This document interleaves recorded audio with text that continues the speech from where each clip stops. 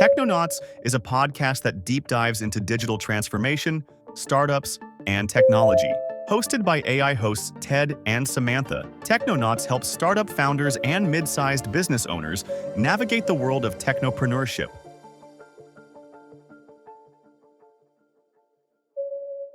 Episode 10: How mid-sized businesses can thrive in the digital age.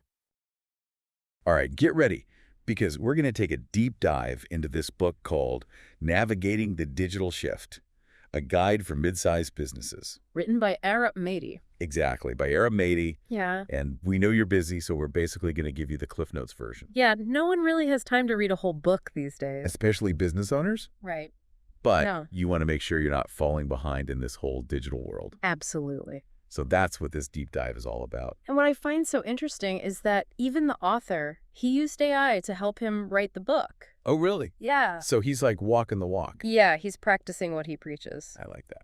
But don't worry, he didn't get too technical with the language. Okay, good. So it's a very accessible book for pretty much anyone, even if you're not a tech expert. That's a relief, because Mhm. sometimes these business books, they can get so jargony. I know, you need a dictionary just to understand what they're talking about. Exactly, and who has time for that? Right. All right, so first big takeaway, and this is something we hear all the time, Yeah. but it's worth repeating: digital transformation. It's not optional anymore. No, it's not a nice to have. Yeah, It's essential. like do or die, especially in 2024. Especially for mid-sized businesses, yeah. So the question is, where do you even begin? Well, the book kind of lays out this landscape of all these digital trends that are happening all at once. Okay, paint me a picture. What are we talking about here? So first you've got this accelerated digital adoption. Really, ever since the pandemic, things have just sped up. Right, everyone had to go online. Exactly. And then you've got AI and machine learning becoming more accessible, not just for big companies. It's like everyone can use it now. Right. And then you've got the Internet of Things, which is just exploding. Internet of Things, remind me what that is again? So basically, it's all these devices that are connected to the internet, like your smart fridge or your fitness tracker. Oh, right, so it's like everything's talking to each other. Exactly. Gartner actually predicts that there will be over 41 billion connected devices by next year. 41 billion. It's crazy. That's mind-blowing. And then on top of that, you've got cybersecurity becoming even more critical. Because if everything's connected, then there are more vulnerabilities, right? Exactly. And then, technology is playing a bigger role in sustainability, which is something a lot of businesses are thinking about these days. It's a lot to keep up with. Yeah, it can feel overwhelming. It's like drinking from a fire hose. I know, right? So with all this happening so fast, where do mid-sized businesses fit in? Yeah, because it's different for them than it is for those giant corporations. Right. They've got their own set of challenges. Exactly. But the book actually argues that they also have some unique advantages. Okay, I like that. So it's not all doom and gloom. No, not at all. So what are those advantages? Well, first of all, they can be a lot more agile than those big companies. Meaning they can move faster, adapt quicker. Exactly. And they can also really focus on providing those personalized customer experiences. Which is what everyone wants these days, right? Right. So it's like they're small enough to be nimble, but big enough to make an impact. Exactly. Okay, so it's kind of like David versus Goliath, but David has some new tricks up his sleeve. Yeah, I like that analogy. So tell me about one of those tricks. Okay, well, one of the big ones that the book dives into is generative AI. Generative AI. Yeah. I've heard that term, but I'm not sure I fully understand it. So it's basically AI that can create things. Create things, like what? Like Yeah. text images, even code. Wow, so it's not just about AI analyzing data anymore, it's about AI actually doing the work. Exactly. That's pretty amazing. And the book later on gets into the details of how this can benefit your business. Okay, so we'll come back to that. Yeah. But for now, let's talk about some companies that are already winning in this digital space. Okay, yeah. The book has a ton of case studies. Give me some inspiration. Who are these digital rock stars? Well, one that everyone knows is Warby Parker. The glasses company. Exactly. What did they do? Well, they completely disrupted the whole eyewear industry with their digital-first approach. So like trying on glasses virtually, Yeah. ordering online. Yeah, all that, plus personalized style recommendations. Okay, that's something I could relate to. Trying to find the right pair of glasses can be a nightmare. They can be. All right, who else? Okay, so then there's Zero. Zero. Yeah, it's a company from New Zealand. Right. And they took on those giant accounting software companies by using cloud technology. So they're like the underdog that came out on top. Exactly. And it shows that you don't have to be in Silicon Valley to make a global impact. I love that. Yeah, and then there's Articulate. Articulate. Yeah, they make e-learning software, Okay. and they've seen massive growth by really understanding their customers and making smart digital moves. So we've got a glasses company, an accounting software company, and an e-learning company. It shows that digital transformation is happening across all industries. Absolutely. All right, so we've established that digital transformation is essential, mid-sized businesses have a fighting chance, and AI is our new best friend. Sounds about right. But how do we move from theory to practice? Well, that's where chapter 2 gets really interesting. Okay, what's chapter 2 all about? It's all about understanding your customer in this digital age. Because everything's different now, right? Right, you can't just rely on those old methods. So what's changed? Well, for one thing, those traditional customer personas, those static profiles we used to create, they're getting a serious upgrade thanks to AI. So it's not just about demographics anymore. No, it's about real-time insights, constantly evolving profiles. So less guesswork, more actual data. Exact. Give me an example of a company doing this well. Okay, so the book talks about Stitch Fix. They're a personal styling service. Okay, I've heard of them. And they've used AI to create these personalized style recommendations that are so effective, they've got an 85% client retention rate. 85%? Yeah, that's amazing. That's incredible. And the book actually uses frameworks like Maslow's hierarchy of needs to help you understand your customer on that deeper level. Wait, Maslow's hierarchy? Yeah. That pyramid thing from psychology class. Yes, that one. What does that have to do with digital marketing? Well, it turns out it can be a powerful tool for understanding what motivates people. Even online? Even online, yeah. Okay, my mind is officially blown. I know, it's pretty cool. I never would have connected those dots. And the book also talks about the value equation. The value equation, what's that? Well, it's this concept that helps you understand how your customers perceive value. Oh, okay, because it's not just about price, right? Right, it's about weighing the benefits against the costs. So it's like a formula for figuring out what your customers really want. Exactly. All right, I'm starting to see how all these pieces fit together. We've got a handle on our customers. Now, how do we make sure their experience with our business is top-notch, especially in this digital world? Well, that's where we'll pick up in part 2. Okay, so stay tuned. Yeah, we're going to explore the customer journey and map out every interaction a customer has with your brand. Sounds like a plan. See you there. See you there. Welcome back. Yeah, So last time we kind of laid the groundwork, we did. really established why digital transformation is so crucial. Yeah, especially for those mid-sized businesses. Exactly. They're kind of in a sweet spot They are. where they've got these unique challenges. Yeah, but those challenges can actually become advantages. Right, they can move faster, be more customer-focused. Than those big clunky corporations. Exactly. And of course, we can't forget about AI, Oh, absolutely not. especially that generative AI. It's a game changer. It really is. But let's get practical. Okay. Yeah. We've talked about the why.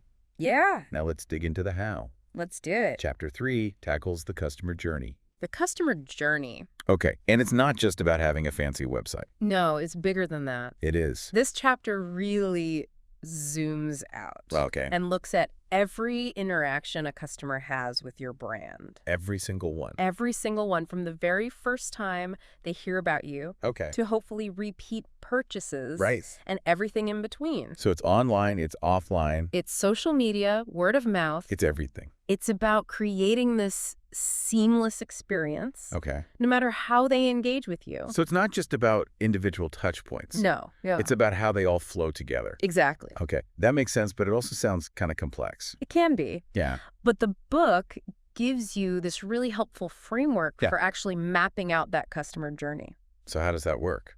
Well, think of it like a visual flowchart Okay. showing every step a customer takes. Right. So you can literally see where things are working smoothly Okay. and where there might be some friction points. Friction points. So like those moments when things go wrong. Exactly. Yeah. And that's actually what chapter 4 is all about. Okay, let's talk about those. Let's do it. Because no business is perfect. Right. Things are bound to break down. Especially in this digital world where things are moving so fast. Exactly. So how do we identify those pain points?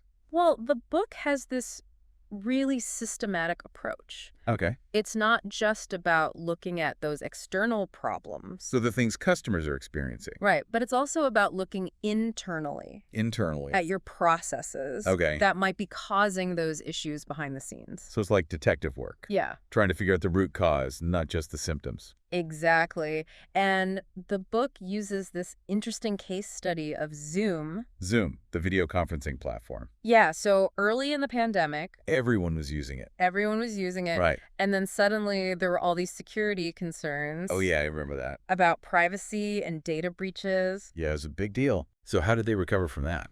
Well, what's interesting is they actually turned it into a growth opportunity How so? by being really transparent Okay. and taking quick action. So what do they do? They implemented this 90-day plan Okay. to address those security concerns head on. And that reassured their customers It did, yeah. that they were taking it seriously. Exactly. And it actually attracted new customers who appreciated their commitment to security. So a cautionary tale, but with a happy ending. Exactly. Any other examples? Yeah. The book also talks about Slack. Slack, the messaging platform. Yeah. So they addressed this major pain point for businesses, Which is? those endless in-mail chains. I hate those. I know, right? No one can keep up. So what do they do? They created this platform that's way more efficient For team communication. for team communication. Yeah, it's much more organized. Makes sense. And they've become super popular because they solved a real problem. Right, they made everyone's lives easier. Okay, so we've mapped the customer journey. We've pinpointed those pain points. We have. Now it's time to start fixing things, right? That's where chapters 5 and 6 come in. Okay, what do those cover? It's all about finding the right digital tools For the job. for the job. But it's not just about throwing technology at the problem, right? No, it's got to be strategic. Okay. Choosing solutions that address the root cause. Not just putting a Band-Aid on it. Exactly, like Well, surgery. I like that. A little bit more invasive. It is. But it gets to the heart of the matter. Right, and the book actually provides this framework Okay. for assessing your business needs, Okay. setting clear objectives, Right. and then prioritizing projects based on impact. So you're focusing on the things that will move the needle. Exactly. Any examples of companies doing this well? Yeah, so we talked about Stitch Fix earlier. The styling service? Yeah, they're a great example here, too. How so? Well, their AI-powered personalization engine, it solved this problem that human stylists just couldn't handle. What was the problem? Matching millions of customers with the perfect clothing items. Okay, so it's like AI to the rescue, Exactly. It's AI being a true partner. not just a fancy gadget. Exactly. Any other examples come to mind? Domino's Pizza. Domino's. Yeah. I love their pizza. They've gone all in on digital convenience. In what way? Their anywhere ordering system. I've heard of that. You can order from your smart TV, your car, Even Twitter? even Twitter. They're constantly innovating. So they're not just keeping up, they're setting the pace. Exactly. That's impressive. It is. But all this digital transformation talk, it sounds expensive. It can be. How can mid-sized businesses afford to make all these changes? Yeah, that's a really important question. It is. And that's actually what Chapter 10 dives into. Okay. It acknowledges that budgeting and financial planning can be a major hurdle, For sure. but it provides this practical framework for approaching this challenge. Okay, so it's not just about throwing money at the problem. No, it's got to be strategic. All right, break it down for me. What are the key things to consider? Well, first, you got to choose the right estimation method for your project. Estimation method. Yeah, the book talks about bottom-up and top-down approaches. Okay, what's the difference? So bottom-up is super detailed. Okay. You break the project into tiny pieces, Okay. estimate the cost of each. So it's very precise. It is. It's accurate, but time-consuming. So for those who love spreadsheets and getting into the weeds, Exactly. what about top-down?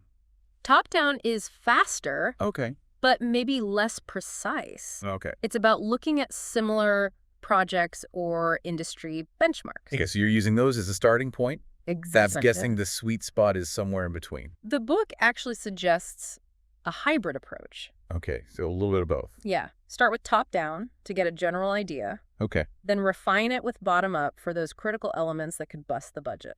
Makes sense. Any real-world examples of companies getting this right or wrong? Yeah, so the book talks about this company, Midwest Manufacturing Co. Okay. They learned the hard way. What happened? They underestimated the cost of their new digital inventory management system, By how much? almost 30%.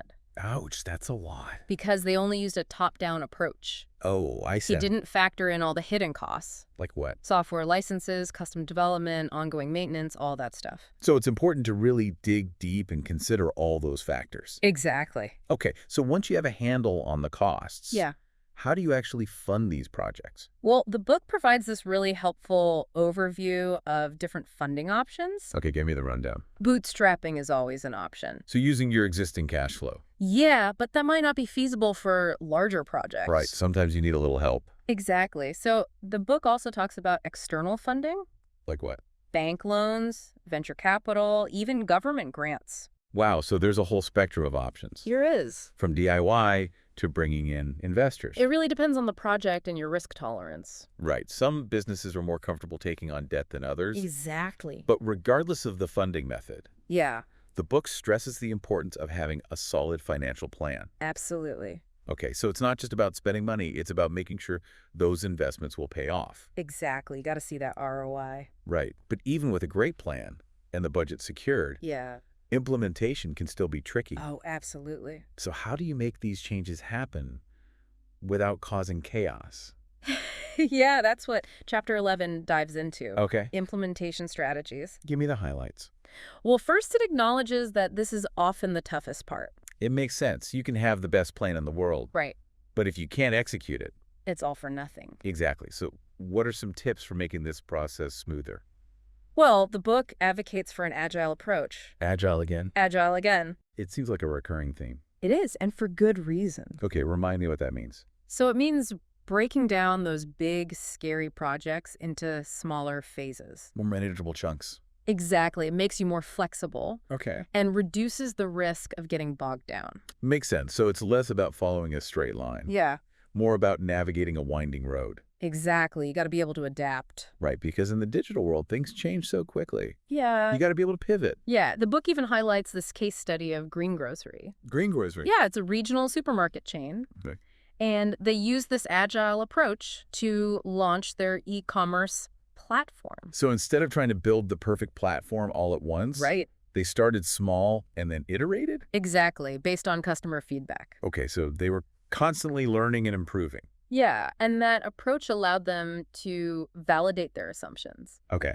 avoid potential pitfalls, and ultimately achieve profitability much faster. Smart move. It seems like a lot of businesses, especially those new to digital transformation, Yeah, they might try to do too much too soon, they do. They get overwhelmed. when maybe a more phased approach would be more effective. Exactly. Start small, test, learn, and adapt. Right, so agile isn't just a buzzword, it's a fundamental principle for success Absolutely. in the digital age. Yeah, and the book also talks about choosing the right project management methodology. Okay, because there are different approaches, There are, like waterfall, which is more traditional, linear, Right. might work for some projects, Yeah. but agile is often a better fit for those fast-moving digital initiatives. Right, because with digital transformation, things are constantly changing. They are. So you need to be able to adapt quickly. Exactly. And that brings us to another really important aspect of implementation, Okay. change management. Change management, yeah. Because it's not enough to just implement new technology. No, it's not. You need to bring your people along on the journey. Ab- If your team doesn't understand the why behind these changes, Yeah. how it will affect them. They're going to resist. Exactly. Yeah. So how do you handle that human side of things? Well, the book suggests several strategies. Okay, give me the rundown. First, communicate clearly and regularly. Okay, so transparency is key. Transparency is key. What else? Don't just talk at people, involve them. Okay. Get their feedback. Address their concerns, Exactly. Make them feel like they're part of the solution. not just recipients of change. Well, exactly. Any examples of companies doing this well? Yeah, so Midwest Manufacturing Co., who we talked about earlier, they actually learned a valuable lesson about change management. How so? They encountered resistance from their floor managers Right. when they implemented that new inventory management system Why? because they hadn't properly explained the benefits Oh, or addressed their concerns. So it wasn't the technology itself, it was how it was rolled out. Exactly. Okay. They realized they needed to bring those managers on board. So what did they do? They organized workshops, one-on-one sessions, really listened to their feedback, Okay. and incorporated it into the implementation process. And that made a difference. It did, yeah. How so? That collaborative approach led to a 40% faster adoption rate. Wow, that's huge. It is. Proof that investing in change management really pays off. It does? But once you've implemented these changes, Yeah. how do you know if they're actually working? That's where data comes in. Okay, how so? The book emphasizes setting up clear KPIs, KPIs, those are. key performance indicators. Okay, so it's not just about gut feeling. No, It's about having concrete data to measure success. exactly. And modern technology makes this easier than ever. In what way? The book talks about these AI-powered dashboards Dashboards, okay. that can provide real-time insights. So you can see at a glance if things are on track, Exactly, if something needs tweaking. or if you need to change course entirely. Exactly. And these dashboards can track all sorts of metrics. They can. Talk- Adoption rates of new technology, productivity improvements, customer satisfaction scores. Even cost savings or revenue increases. Exact. So you can see the impact of your digital transformation efforts across all those key areas. Across the board. Okay, so we're tracking progress, gathering data. Yeah. What else does the book recommend for keeping those digital transformation efforts on track? Well, it also dives into how to align your HR policies. HR policies. Yeah, With your digital transformation goal. exactly. Because at the end of the day, It's your people who will make or break it. it is. You got to have the right people. So it's not just about the tech. It's about creating a work environment that supports digital adoption. Absolutely. Give me some specifics. How do you do that? Well, the book suggests updating performance metrics to include digital adoption goals. Okay, so it's part of their evaluation. Exactly. Create reward systems for those who champion digital tools. Okay, so you're recognizing and rewarding those digital champions. Exactly. And even establish clear career paths. For those who excel in those digital roles. Exactly. Okay, so it's about making it clear that digital skills are valued within the organization. Absolutely. And it's also about creating a culture of continuous learning. So encourage employees to learn new skills. Exactly. Give them training opportunities. And make sure they have the resources they need. Exactly. This is starting to sound like a pretty significant cultural shift. It can be. How do you get everyone on board with this new way of working? Well, it all starts with strong leadership. From the top down. From the top down, if your leadership team isn't fully committed, Yeah. it's going to be tough. So it's got to be more than just talk. They need to walk the walk. Exactly. Lead by example. How so? Use the new technologies in your own work. Communicate the importance of digital transformation. Be open to ideas. Be open to feedback. Yeah. Okay, so create a culture where digital innovation is valued, Exactly. not just tolerated. Okay, that's a great lead into our next topic, generative AI. Yes, back to generative AI. It's the technology that's generating a lot of buzz, And a little fear. a little fear, but Chapter 12 digs into how it can supercharge digital transformation. It does. But first, it explains what it is. yeah, because there's a lot of hype out there. It can be hard to separate fact from fiction. Exactly. So the book breaks down the key technologies in a way that's easy to understand. Okay, so no tech jargon. No, very accessible. So how does it work? Well, it explains things like large language models Okay, without getting too technical. but it's not just about creating cool new things, right? Yeah. It's about solving real business problems. Exactly. So give me some examples. How can businesses actually use generative AI? Well, it can automate marketing content creation, Okay. generate code for software development, Wow. even assist with product design. Okay, this is where I get a little mind blown. It is pretty amazing. So we're talking about AI that can write marketing copy, design websites, even build software applications. It's pretty incredible. It is. And the book actually provides a case study of how Coca-Cola, Coca-Cola? everyone knows Coke, Yeah. is leveraging generative AI in their marketing. Exactly. Now, that's something I can relate to. It is. Tell me more about how they're using it. Well, they've actually teamed up with OpenAI, OpenAI, the company behind ChatGPT. the one and only, Wow. and Bain and Company, Okay. to explore how AI can create personalized ads, Okay. come up with new product ideas, Right. even optimize their marketing spend. So they're not just dipping their toes in the water. No, they're diving right They're in. all in. They are. But we've got to address the elephant in the room. Okay. What about those concerns that AI, Yeah. especially this generative kind, Right. will replace human jobs? That's a big one. Does the book talk about that? It does, in fact. Okay, good. Chapter 12 dedicates a whole section to the ethical considerations of using AI responsibly. Okay, because it's not just about the technology itself. No, it's not. It's about how we use it Right. and what impact it has on society. Absolutely. And the book highlights key areas like data privacy, Oh, potential biases in algorithms. right, because AI can be biased It can. if the data it's trained on is biased. Exactly. So the book talks about the need for transparency, Okay. accountability, and the impact on the workforce. So it's about making sure AI is used fairly, Fairly. ethically, in a way that benefits everyone. Benefits everyone, not just a select few. Exactly.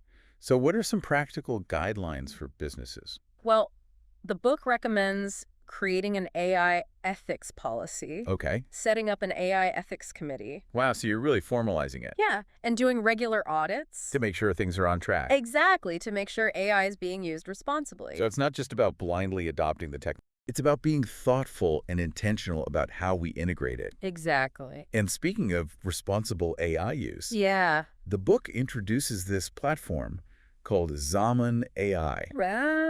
Zaman AI. Wait a minute, this is like its second appearance in our deep dive. I know it keeps popping up. What makes this platform so special? Well, it combines the power of generative AI Okay. with this human-centered approach to problem solving. Okay, I like it. So it helps businesses figure out their goals, Okay. identify potential solutions, Okay. and then uses AI to rapidly prototype and test those solutions. So it's like having an AI brainstorming partner, Yeah, but with human oversight to make sure things are ethical. exactly. And that's a crucial takeaway from this chapter. Jizz. Generative AI can be a force for good, Okay. but it's up to us to use it responsibly. Right. We have the power. We do. Okay, so we've talked about the tech, the ethics, the budgeting, the implementation. We've covered a lot. But it's always helpful to see how this all comes together in the real world. Right, and that's what Chapter 13 is all about. Okay. Case studies. Case studies. I love those. Packed with real-world examples of businesses that have successfully navigated their digital journeys. Okay, give me the highlights. Okay, we've got Acme Gears Ltd. Acme Gears, what do they do? They're a manufacturer of precision gears. Okay. We've got Greengrocer, The supermarket chain. the one and only, and Swift Clean Services, Swift Clean Services. a commercial cleaning company. Wow. A pretty diverse group. They are. What were some of the common themes across their stories? Well, they all started small, Okay. focusing on solving specific problems Right? or seizing specific opportunities Like that. before scaling up. So don't try to boil the ocean. Exactly. And they all emphasized employee buy-in. So make sure the team is on board. Exactly. Everyone understands the changes. Okay, and I bet strong leadership was a common factor. Absolutely. Whether it was empowering a cross-functional team, hiring a dedicated digital transformation officer. Or partnering with external experts. Yeah, leadership was crucial. Okay, so commitment from the top is essential. It is. Any other key takeaways? Yeah, they all took a customer-centric approach. Okay. Always thinking about how digital could enhance the customer experience. Right, so it's not just about the technology for technology's sake. No, it's about using it to better serve your customers. Yeah, exactly. And they all used data and AI To guide their decision-making. to optimize their operations. So it's about working smarter, not harder. Exactly. All right, these case studies show that digital transformation isn't just for those big companies. No, it's not. It's something mid-sized businesses can achieve Absolutely. with the right approach. With the right approach. But the journey doesn't stop there, right? It doesn't. What about staying ahead of the curve Yeah, that's a good question. in this constantly evolving digital landscape? That's where Chapter 14 comes in. Okay, what's Chapter 14 all about? Future-proofing your digital transformation efforts. So it's not just about keeping up, it's about staying ahead. Exactly. You got to be thinking ahead. So what's on the horizon? What should we be paying attention to? Well, AI and machine learning are obviously going to continue to be major players. Okay, no surprise there. Yeah, the book actually highlights some really interesting stats, Like what? like how 68% of business leaders are already using or experimenting with AI. Wow, so it's not a niche thing anymore? No, It's becoming mainstream. it is. Okay, AI is a big one. What else is on the radar? The Internet of Things, or IoT. IoT, that's the one with all the connected devices. Exactly. And IDC predicts there will be over 55 billion connected devices worldwide by 2025. 55 billion, that's mind-boggling. It is. How can mid-sized businesses leverage IoT? Well, the book highlights a bunch of use cases. Give me some examples. Think real-time inventory tracking, Okay. predictive maintenance in manufacturing, Right. smart office management To save energy? to save energy, Okay. even enhance customer experiences in retail. So it's about connecting the physical world to the digital world and using that data To improve efficiency. even create new products and services. Okay. Okay, what else? 5G networks. 5G, that's the faster internet, right? Yeah, much faster, more reliable connectivity. So what does that mean for businesses? Well, it opens up a whole new world of possibilities. Give me some examples. Enhanced remote work capabilities, improved video conferencing, even augmented reality and virtual reality applications. Wow, so it's not just about faster downloads. No, It's about enabling a whole new wave of digital innovation. exactly. Okay, anything else? We can't forget about blockchain. Blockchain, the cryptocurrency thing. Yeah, but it's moving beyond cryptocurrency. Okay, so how can mid-sized businesses use it?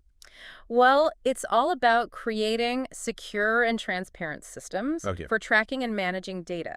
Give me an example. The book talks about Walmart using blockchain to track their food supply chain Okay. and Maersk using it to streamline shipping logistics So it's about increasing efficiency, reducing costs, building trust. by creating this tamper-proof record of transactions. Okay, so blockchain is more than just hype. It has real potential, It does. but it's still a relatively new technology. It is, but it's definitely one to watch. Okay, so we've got AI, IoT, 5G, and blockchain. It's a lot. It's a lot to keep up with.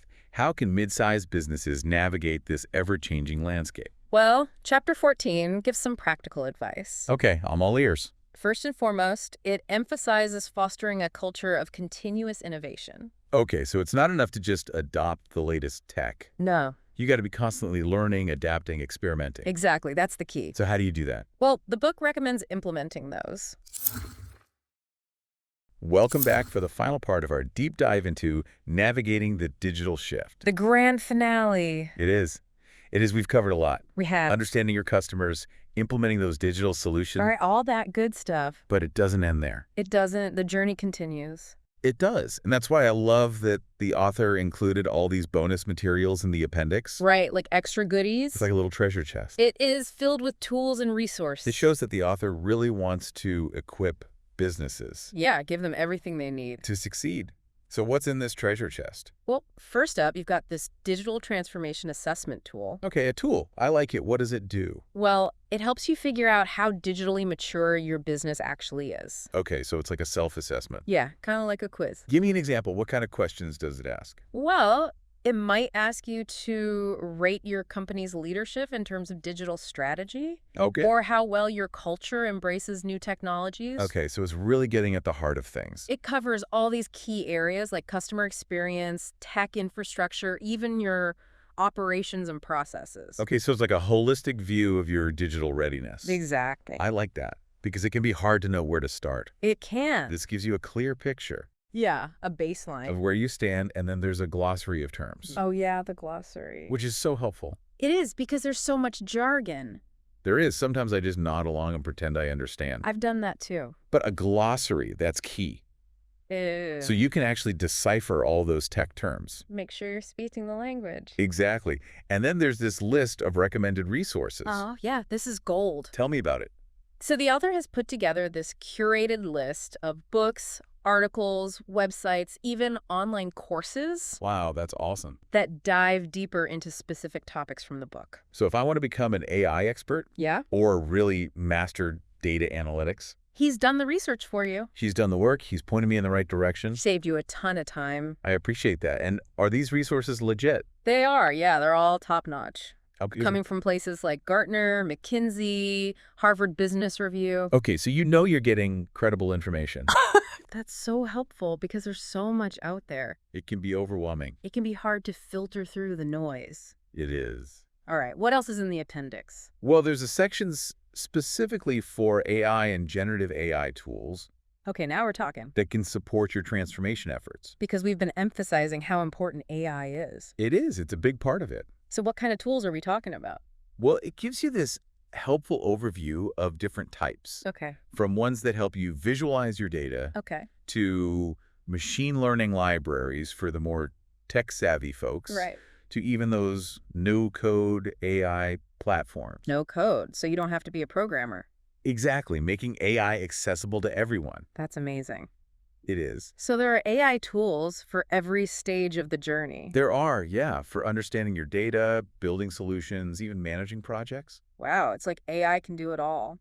Well, almost. Almost. And the book even highlights some specific platforms It does. that are good for mid-sized businesses. Yeah, and of course our friend Xamin AI makes another appearance. Xamin AI is back. It's the recurring guest star. I love it. So what can we use Xamin AI for? Well, it highlights how it can be used for things like AI-assisted brainstorming. AI brainstorming. That sounds amazing. Right. Imagine having an AI partner helping you come up with creative solutions. That would be incredible. And it can also be used for rapid prototyping, calculating ROI, even managing projects. Okay, so it's a versatile tool It is that can support businesses at every stage. throughout the journey. All right, anything else in this treasure trove of an appendix? Yes, the final section is all about cybersecurity. Okay, because we can't forget about that. We can't, especially with all this digital innovation. Right, it's easy to get caught up in the excitement and forget about the risks. It is. So it starts with understanding the different types of threats out there. Okay, look what? Well, you've got phishing attack. Where they try to trick you into giving them your information. Exactly. You've got malware that can infect your computers, data breaches where hackers steal your data, Yeah, that's a scary one. and even ransomware where they lock up your data and demand payment. It's like a digital hostage situation. It is. It's scary stuff. It is, so how do we protect ourselves? Well, the book really emphasizes having a solid cybersecurity strategy in place. Okay, so what does that look like? Well, it includes things like protecting your data with strong passwords and encryption. Okay, that's basic hygiene. It is. Controlling who has access to your systems. So not just anyone can get in. Exactly. Securing your network with firewalls and antivirus software. Got the technical stuff. And even training your employees to recognize and avoid those phishing scams. Right, because the human element is so important. It is. You can have the best software in the world, but if your employees click on the wrong link... You're in trouble. Exactly. So it's a combination of technology and human awareness. It is, yeah, working together. Okay, and the book gives specific tips for digital transformation initiatives, like if you're moving to the cloud or implementing IoT devices. Because each of those areas has its own set of considerations. Right, so it's about thinking holistically Thinking holistically, integrating security. into every aspect of your digital transformation. Exactly. And the appendix also includes some resources for mid-sized businesses. Okay, that's good to know. If you don't have a whole team of cybersecurity experts. Right, because most mid-sized businesses don't. They don't. So there are government agencies, industry organizations, training providers. Okay, so there's help out there. There is a whole support system. That's reassuring, because it can feel overwhelming. It can. But I feel like this book, Navigating the Digital Shift, Yeah, and this deep dive I hope so. have given us a really solid roadmap, A roadmap for success. not just for surviving a thriving. in this digital world. Mhm. And we've learned that it's not just about the technology. It's not. It's about understanding your customer, So customers, yeah. empowering your employees, Building a culture of innovation, and always staying ahead. staying ahead of the curve. Exactly. And you don't have to do this alone. There are resources out there. There's support. Support every step of the way. Well, that wraps up our deep dive into navigating the digital shift. We did it. We did it. Hopefully you've gained some valuable insights I hope so. and you're feeling energized Energized and ready to tackle the digital world. to embrace the future. Embrace the future. Thanks for joining us, Thanks for having me. and we'll see you on the next deep dive. See you next time. Technonauts is available on Spotify and YouTube. For more information, visit our Facebook page, Technonauts Podcast,